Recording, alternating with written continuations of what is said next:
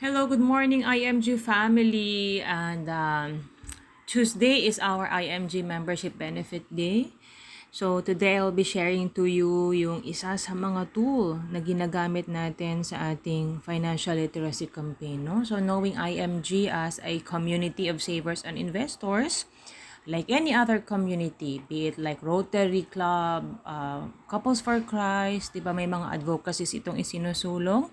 Tayo, being a community of saver and investors and entrepreneurs, ang ating advocacy is financial education. So, dapat may reliable talaga tayo na source ng mga itinuturo natin dito. And one of that is yung ebook na, or yung book na The Secret to Saving and Building Your Future. Kung wala kayong hawak ng actual na book, don't worry, may access po tayo dyan, yung e-copy sa ating portal. So, where do we find it? Ayan, dito sa ating IMG members page, once you are in, pasok lang po tayo dito sa resources na tab and members kit. Okay, so dito sa members kit, we open lang the app.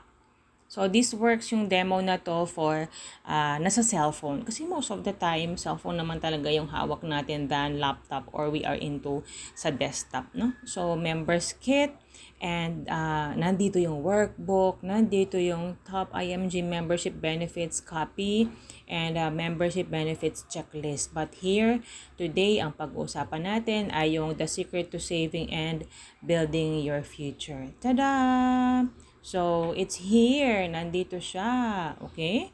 So, ayan. So, dito sa introduction nga, ang sabi ay, when it comes to securing and saving their future, many good people fail. Totoo, no? So, we have known people na napakabait para sa pamilya, good provider, no, OFW, marino, na sa kagustuhan na makaipon ng malaki agad and makauwi sa pamilya na scam. They don't deserve it, no? So, they deserve good things only. And many hardworking people fail. Lahat na ng racket, lahat na ng side hustle ginagawa, yet, hindi pa rin nakakapag-ipon. No? So, many smart people fail financially. I mean, highly educated, lisensyado, and yet baon sa credit card debts. At walang pinipili, be it teachers, and kahit anong profession, engineer like me, and even doctors, no, fail. And ano yung crisis? Many end up retiring without enough saving. So, these people don't set out to fail. Definitely, they do because they fail to plan and manage their personal finances. So kung ma-observe natin, maraming mga sapat lang ang kita, pero walang utang, nakakatulog ng mahimbing sa gabi. Merong malakas kumita, pero baon-baon pa rin sa utang.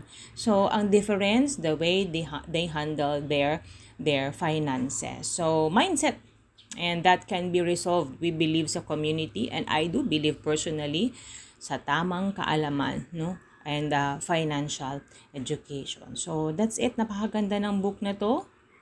May forward ito ni Brother Bo, and he said that this is our ticket to upgrading our financial life. Okay? Happy reading! God bless everyone!